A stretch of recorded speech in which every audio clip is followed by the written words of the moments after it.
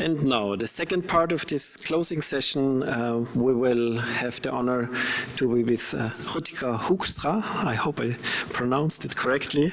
It takes me a bit. An eminent ecological economist with a focus on GDP and especially beyond GDP research, an outstanding scholar and referee of more than 7 scientific journals.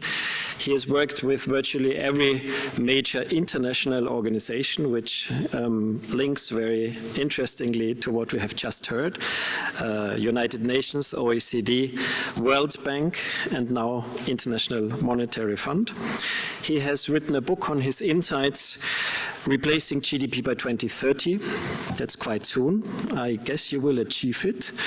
And you're currently working in the WISE Horizons project of the European Commission. Also Rutger, like Le Bohang and myself, is engaging in the Wellbeing Economy Alliance. And Rutger is concretely leading the Beyond GDP and Growth group. Rutger, be with us with your insights and your keynote.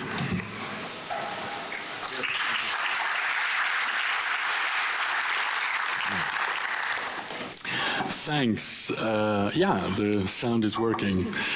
I noticed that you didn't say anything about my biography and my hobbies, Christian. I'm actually a native from Friesland, so I'm quite proud to be here. Actually, I was able to stay with my mother, who lives in Snake, so it's kind of a home turf. But I've also lived basically until I was 19. I've lived in Indonesia, Italy, and mostly in Kenya. And my hobbies are, yesterday I went to a basketball final of my local club ZZ Leiden, and we became Dutch national champions. So that's my primary hobby. That's why I couldn't make dinner yesterday. Yeah, I must say I just changed my entire presentation, really, because one of the advantages of being the third in a conference is that you get to reflect a little bit on what you've heard, and basically you get the luxury of changing a lot of what you've done. And we've discussed with Christian, Le Bohang, we've discussed this session, but I've also been to many sessions on the Monday, and I can't remember who it was, but somebody said, what is the strategy? What exactly, so we are a room of 200 people, and this discussion has been going on for around 50 years, I would say, since the Club of Rome, where I heard you are now going to join the Club of Rome. But since '72, we've had these kinds of discussions, and I think a lot of you have been at these kind of discussions before, have heard a lot of these arguments, but are also wondering, how does this scale up? Do we need to repeat these things all the time? Do we just spread the message? Or are there also, do we need to also think a little bit about strategy and how to sometimes achieve these things? So I'm pretty sure that people were very inspired, for example, by what we just heard, and perhaps are willing, really energized to do something about that, not from a savior complex or from, I think you were very clear, like we don't need help, and I kind of recognize those kind of narratives, but we are going to have European elections tomorrow, and I do think it's fairly safe to say that the economics of the common good, so to speak, are not high on the priority list tomorrow. So I'd like to shift attention a little bit towards the strategy, and I don't think there is a strategy. I think each of you in this room has in their mind a role that you think you can play in spreading this notion of a common good, and it might be in community building, it might be in academia, it might be in media, it might be in education. Every one of you has some kind of vision of your strategy, and so I'm not here to tell you what the strategy is, but I do think after 50 years there is, we do need some kind of evaluation. What works, what doesn't?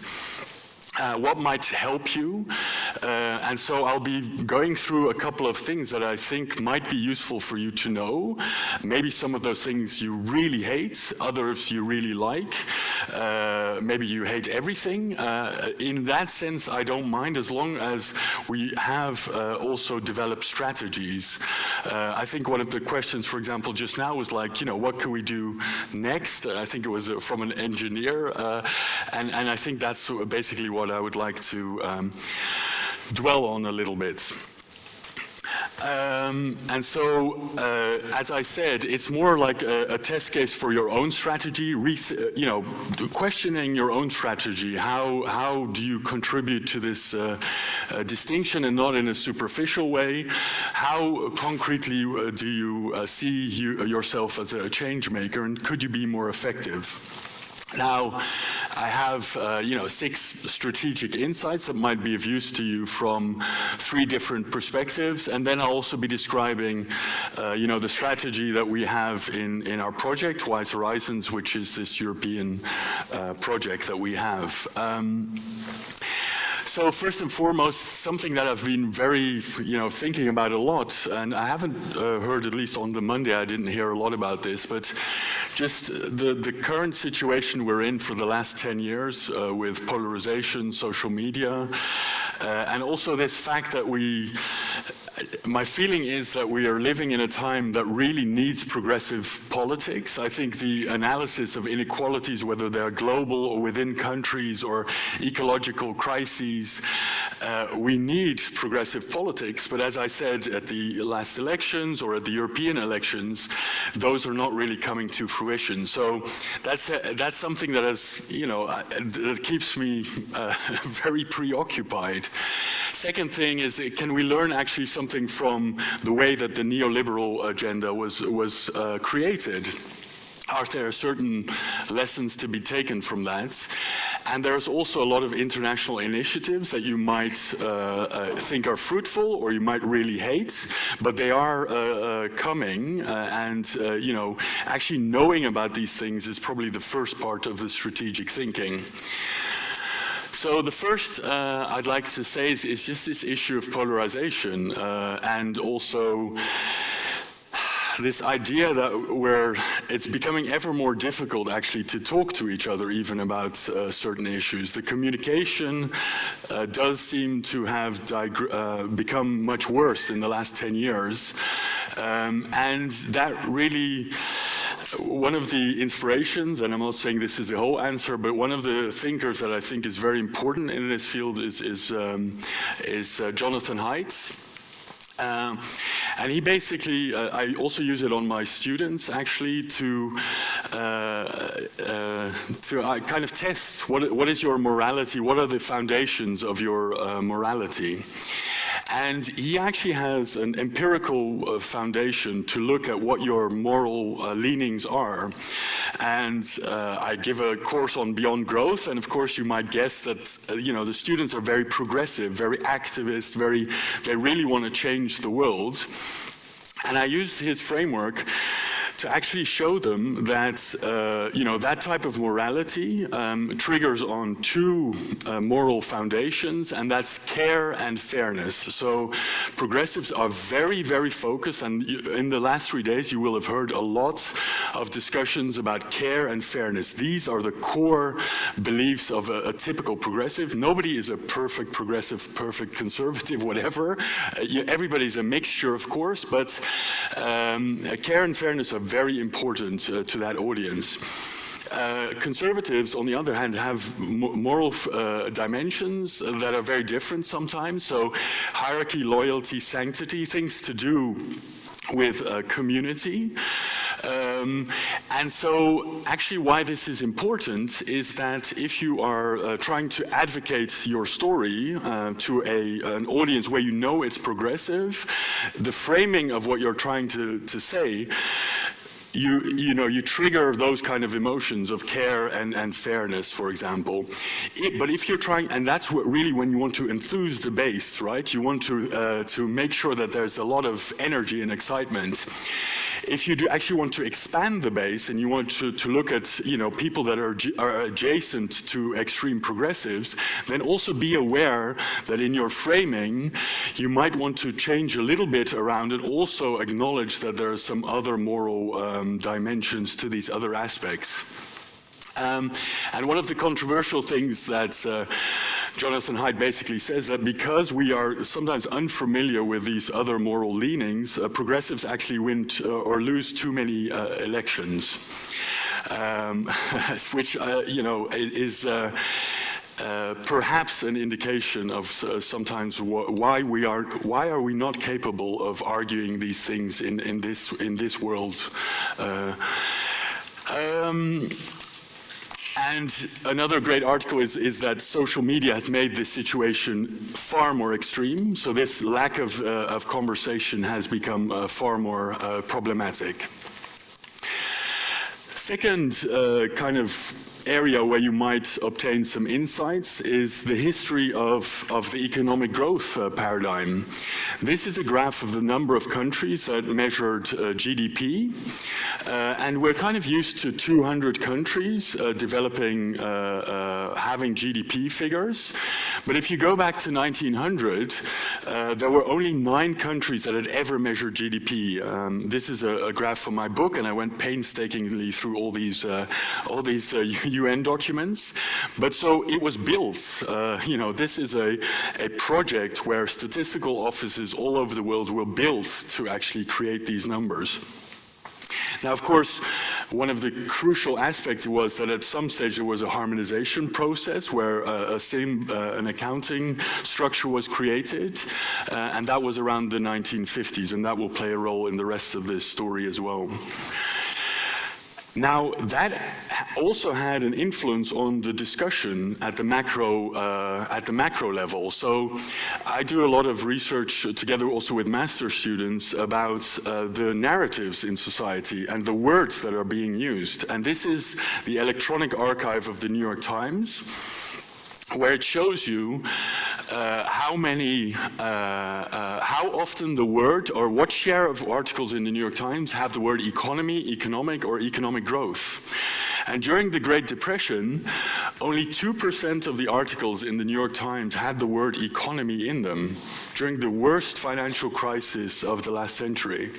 If you fast forward to the COVID pandemic, you'll actually see that 1/6 of all articles in the New York Times had the word economy in them. And that obviously means that you're being bombarded with the word economy all the time. The word economic growth, as you see, it didn't actually exist before 1955. It was not a thing, and that only emerged after GDP was starting to be measured in the US in 1948. What's worse is that when describing these economic conditions, formally, scientifically speaking, you can only say GDP increases or decreases. But a journalist, of course, embellishes the language and provides more fancy adjectives. And look at the adjectives that you see here: strong, weak, sluggish, slowing, booming, healthy. It's fairly clear what direction of GDP is correct. You're constantly being bombarded with a subliminal message that growth is good. Now, how does this whole, I think Leo Hang also mentioned like the minority rule, how does that work? How does this narrative spread? Well, actually, it's a huge supply side issue. That, for example, in the Netherlands, we have a statistical office and a central planning bureau, and I used to work at the statistical office. And of course, they spread these numbers, for example, to the media, to the politics, to citizens in the end. And this is happening in 200 countries. There are statistical offices, there are economic institutes. These are the 4 countries that I've lived in. Any bonus question? What's the flag on the right? Does anybody know the flag on the right?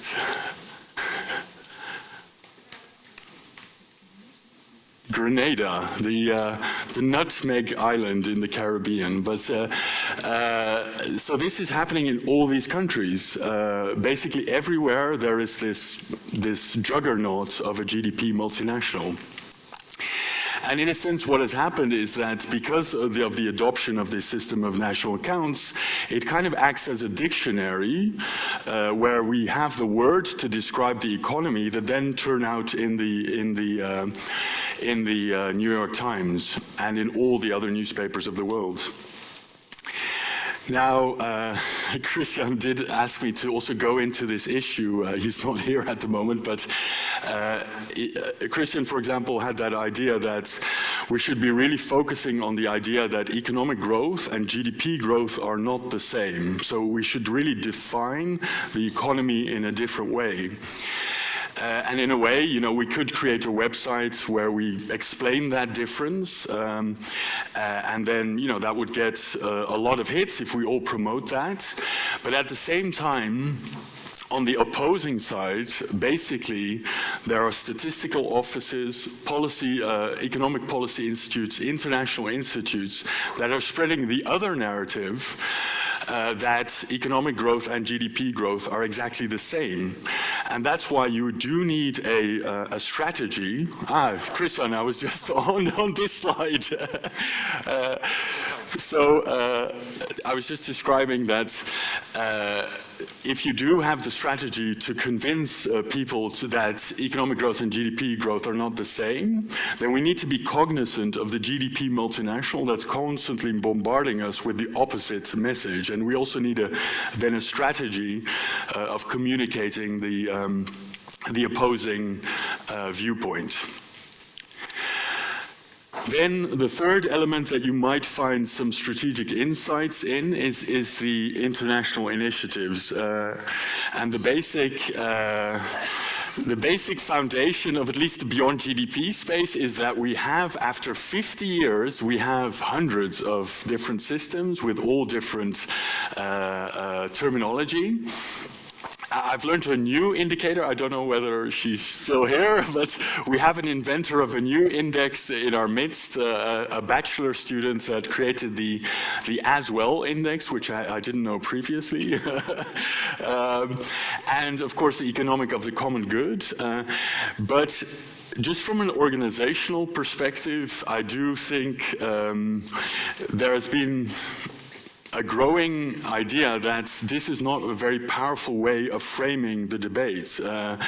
Is it possible that we could converge around some terminology, perhaps that are common to each other, so that we can actually communicate in a better way? And I think there's also reason. This is again from the New York Times. We looked at how often does GDP get mentioned and also alternatives. Now, every year, around 400 or 500 articles in the New York Times have the word gross domestic product in them. So that's 1.5 times a day. Any guesses what the most popular beyond GDP metric is and how often they are mentioned? Human development. Well, an indicator, so... Gross national happiness. Gross national happiness. Better life index. Better life in it? No, not very often. It is mentioned sometimes, yeah. Human development index. Yeah, human development index. And the pinnacle, you had that as well. And one fairly obvious other one, Sustainable Development Goals, yeah. And how often are they mentioned? Somewhere in tens, probably. 10 times a year? Somewhere in the factor of 12. Yeah, that's about right. Yeah. So,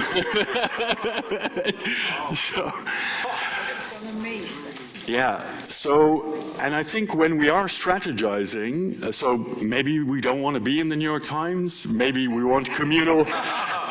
You know, that's fine by me. But if that is the goal of replacing GDP in the conversation, then there's work to be done, right? That's my takeaway from this slide. And this is after 50 years of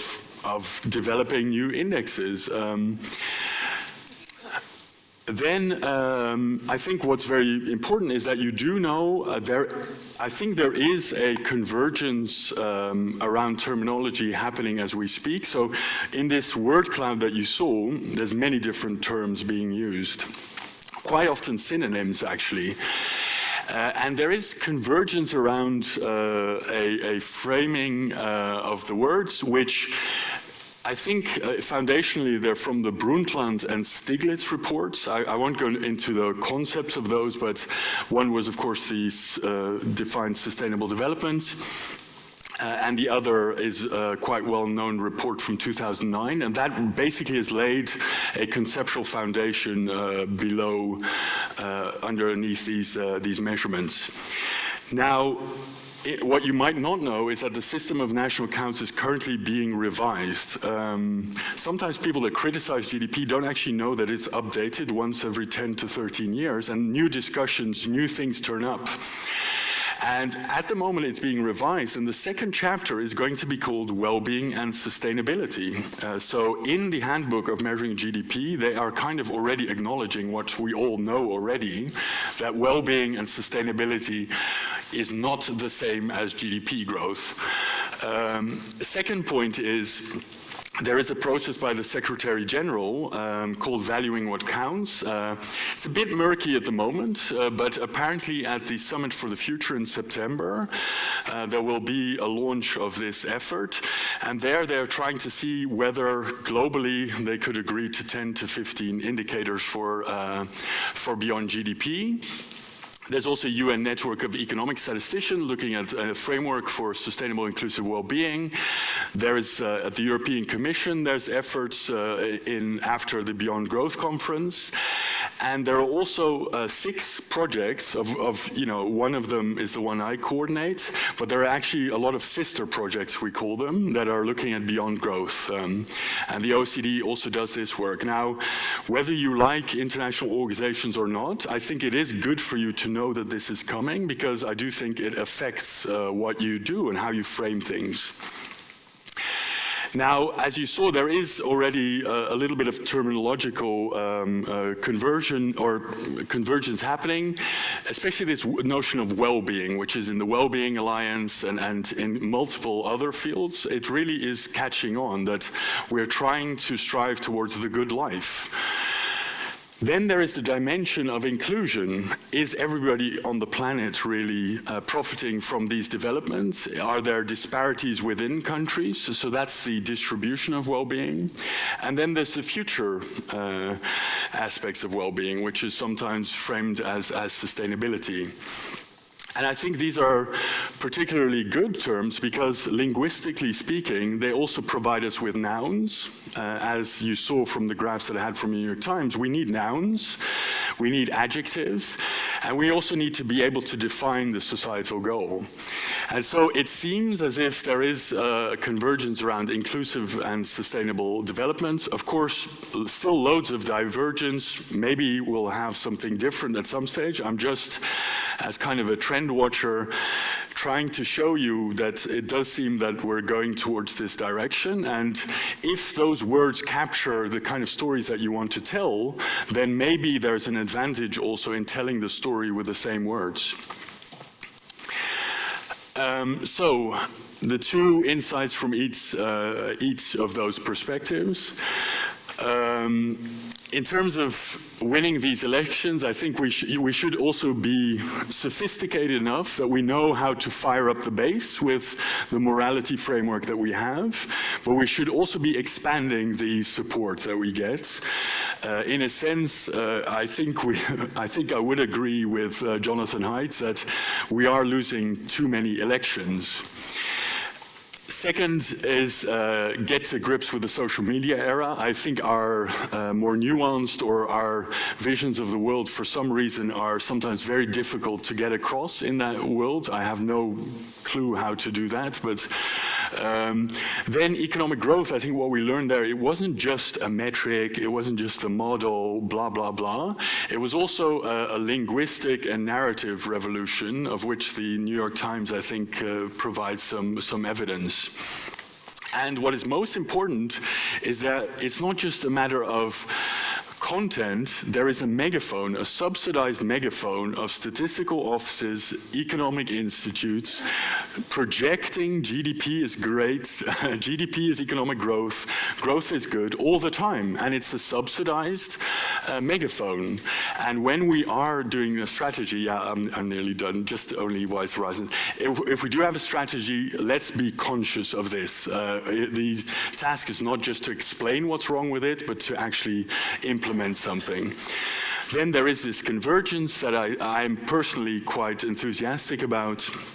And I do think there's a reinvigoration of debate where we can actually link a lot of our strategies to some of these efforts. What is the strategy that we're following? Basically, within Wise Horizons, we have a lot of academic institutes, including Thomas Piketty's group from the Paris School of Economics, Tim Jackson's group from Surrey. We have policy institutes. We also have partners from Botswana and China. But this is probably the nicer picture. This is our group that is trying to study and develop a strategy. And if you really want to learn a little bit about the strategy that we've devised, I'm not saying it's the strategy, it's the strategy that we're following, then I will show you the website later on where we have coined a term, tilting the scale.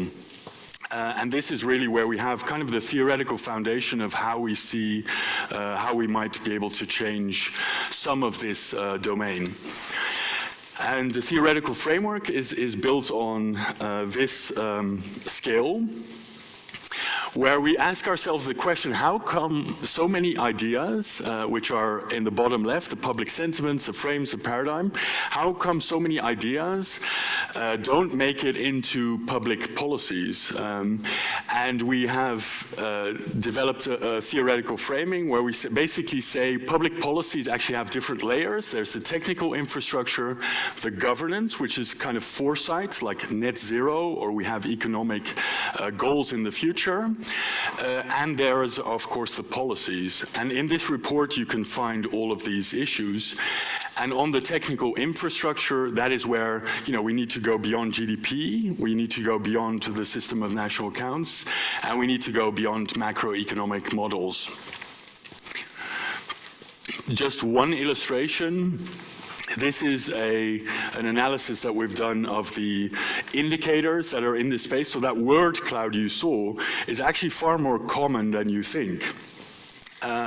Some are measuring well-being today, some are measuring inclusion, and some are measuring sustainability, and some are measuring both of those things or three of those things.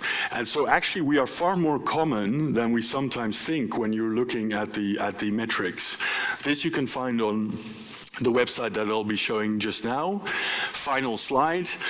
In our project, we have access to the World Inequality Database, which is from the Paris School of Economics. We've created another database or another website called beyondgdp.world, where we have this WISE triangle. We have a database of GDP metrics, if you want. And then we also have the project website where you can join the network if you're more interested in a newsletter, but also taking part in stakeholder participation efforts, then please sign up there. And so one final topic or one final message, let's not just think about the content and explain why everything is wrong, but let's also think about the strategy, because after 50 years, it's a bit, I think we also should have a strategy for change, and let's question each other on our strategies, but let's also improve those. Thank you. Thank you, Rutger. Thank you, especially for this focus on strategy and not at the end of the conference on new content. Yeah, very well fitting. And the debate is open, and I think Kees, you're the quickest, please. So you showed this nice triangle. What do you mean by inclusion? So inclusion is the distribution of well-being. And we have a first distinction is, are you looking at inequalities within a country? So those could be gender disparities, racial disparities, age disparities. And then there's the other dimension, I think, that we heard just now, is about global distribution, right? So are there differences between countries that are unjust? And so it's really giving you a location to really have those debates. But what you did see from that matrix, or from the triangle, is that there's a lot to do there. There's not that many indexes that cover that, and so we need far more efforts in that domain.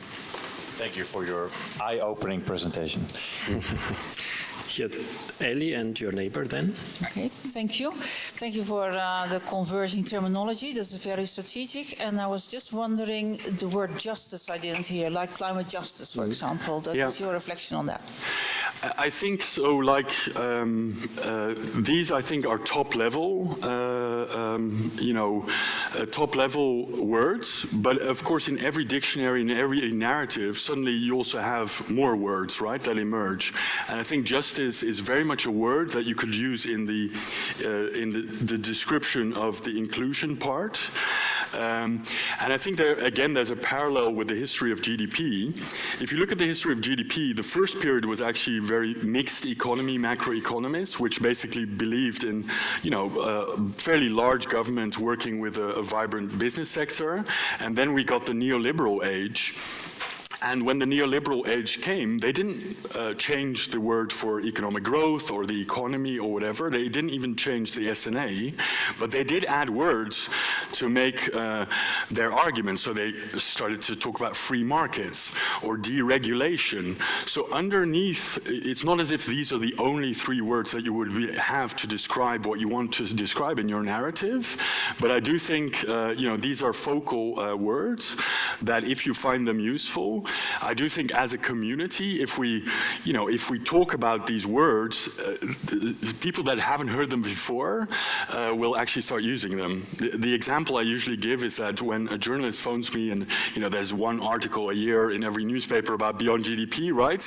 And then the first quarter of an hour, you always have to explain, didn't Bhutan once do a gross national happiness? Yes, but what about the HDI? What about the sustainable development, economics of the common good? You just need to explain a lot of these things, and I do think it's kind of useful if we have some wording, and that's why the triangle is useful, because I can show to journalists and say, listen, this is, these are the kind of things you could do for well-being, these are for inclusion, these are for sustainability. Let's get on with the discussion, right? Inclusive, sustainable, social, ecological, distributive, regenerative, at least. Yeah, and those are all words that you could then use in your narrative, right? So redistributive, regenerative is I think, would be to describe also the sustainability aspect. So in a sense, I think, well. I didn't want to intervene because this is not my role, but this I take the freedom to ask. Because well-being is a very modern term, and now there's a kind of hype, and maybe it's even a fashionable term, but did you also look into constitutions, what they were using for these concepts? Is well-being a constitutional term? Well, interestingly, so the famous example is, of course, that the U.S. Constitution or the Declaration of Rights starts with the pursuit of happiness. Mm-hmm. But I was presenting this in Brussels like 2 weeks ago, and somebody said you should read Article 3 of the Treaty of Europe. And the first line of Article 3.1 actually says that the aim of the European Union is to enhance the well-being of its citizens. And I'd never thought of that. So I think it's a similar argument that you're making. Yeah. My personal opinion is I don't care about which word wins or which word is used. I don't have a dog in that fight, so to speak. I'm just seeing that, well-being apparently is being picked up. And a lot of economists, for example, will tell me welfare, well-being is too fuzzy. It's welfare, sounds more theoretical and stuff.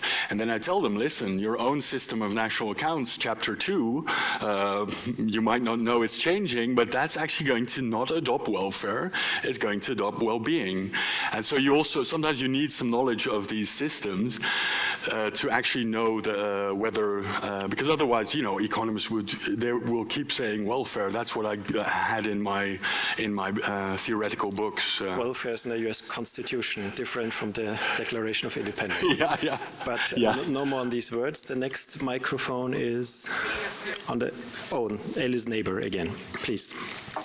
Yes, I have two short questions. Just yesterday, the term was of sometimes qualitative economic growth. Is that the right way to go in terms of wording? So I just think I don't have an opinion about which word it should be. I have an opinion that we should converge around words. And then I just see where the trends are going. But maybe in 5 years' time, so now I'm putting my bets on well-being, inclusion, sustainability, and then quality development, I think might be the way that you say, well, how do I describe whether the economy is developing in a qualitative good way? Well, it's if the well-being is improving, distributional aspects are being taken care of, and the sustainability are taken care of. So I think there's a very easy way to link those. Even the economics of the common good, I think you should still remain, keeping that terminology and linking it to the thing. But maybe when you're describing it, if you're describing it in terms of inclusivity, inclusiveness, well-being, and sustainability, that already helps in framing and showing that these models, as far as your analysis also showed on Monday, these models are not that different. It's just they need a lot of interpretation before you can actually see that they're the same. Models converge. Yeah, these models converge, yeah. And the other thing, and thank you for your wonderful presentation. I thought it was very inspiring, and I like to think about words also. And then yesterday there was somebody from from gemeente Leeuwarden, and they had a very nice picture of how they decide about omgevingsplan. Strategisch omgevingsplan. Yes. And it was a wedding cake, and the top layer was blue, and it was called Strong Economy, and the bottom layer was green, and it was about biodiversity, etc. So is this something that we maybe could question the mayor about? Yeah, I think that's the wedding cake model, I think, of the planetary boundaries framework, where they've redefined the SDGs according to the wedding cake, right? I personally think that in the sustainable development debate, we had this idea of a balance between the economy, society, and the environment.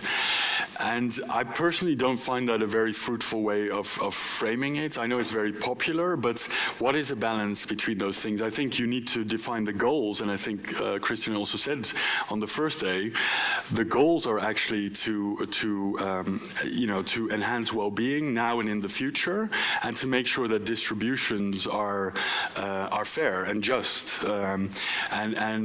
So I would rather see those as systems. There is the economic system, the environmental system, and the social system. But the quality of what those systems actually produce is, I think, more related to these dimensions of well-being. Thank you. The last two questions come now. They are the first one here and then below. Thank Go first. you. Yes. I remember also, since it's the two of you now on stage, I remember, Christian, you said a couple of days ago, ECG is a tautology. So my question now is... Tautology, yeah. Yeah. Sorry? Totalitarianism, but a tautology. Yeah. Tautology. Tautology is a word that repeats the same content Twice, yeah. twice. Like, yes. And it's inherently confirming. So as soon as you kind of, like, as you say, everything is blue, then you can only talk about blue. But if you say something is green, then it's out of the tautology, kind of. It's inherently confirming. So my question is, when we also say we want to talk about new epistemologies and new ontologies, and I mean, it's a lot of fancy words, bringing it down, what is, if we think beyond measurements, what happens then? Because all of these are, again, indexes and things, and it's data, and it's graphs, and it's numbers. Yeah. What happens when we move beyond? Yeah, that's a really good question. That's why I'm really interested in the narratives. interestingly, nobody knows, even in this audience, or if we go outside, and even at National Accounts Department, nobody knows how GDP is measured. There's 722 pages, actually, of how that indicator is measured. And so we don't need, sometimes, the measurement framework to have a discussion. So I see these indicators also, like, I can tell you how they're measured. All of them are flawed. But they are conversation starters. We want to have a conversation about what a good life is, and there you would have the well-being as a way of framing a story about that. We want a discussion about our future. Sustainability is a way of measuring it. It's imperfect. I can tell you now, I know all these systems, I've worked with them 15 years. There's no perfect way to measure well-being or sustainability or inclusion. It's a way of starting a conversation and then having qualitative discussions about what we want to have discussions about, rather than having a discussion about how we how we enhance economic growth and those kind of things. I think we should have words that then give you the opportunity, but I don't think actually if we implemented these indicators, I don't think anybody would actually know how they are measured. That's just left, and it's just a start of a conversation so that citizens and politicians then can start having a discussion. What is a good life? That's the discussion that we want to have, and the indicator is just a way of like, let's have that conversation. It's a reminder of what we're trying to achieve. So I don't actually believe in indicators, and these are not none of these are good. But the economy is also not good. We took 500 years to define the economy, but can anybody point it to me outside? It doesn't exist. It's an agreement that we made, and because of that, we're just having discussions about economy all the time. So I'm very interested in the topic of going beyond the indicators and having conversations. Mm-hmm. Yeah. Post-measuring, is there a life after measuring? Maybe we close with a question. Yeah, that's is there a life after measurement? Yes. A basketball final in Leiden was pretty awesome, although they measured the score. Although you just count the score. Thank you very much, Rutger. Yeah, Thank you for your presentation, for your discussion. Thank you for this session.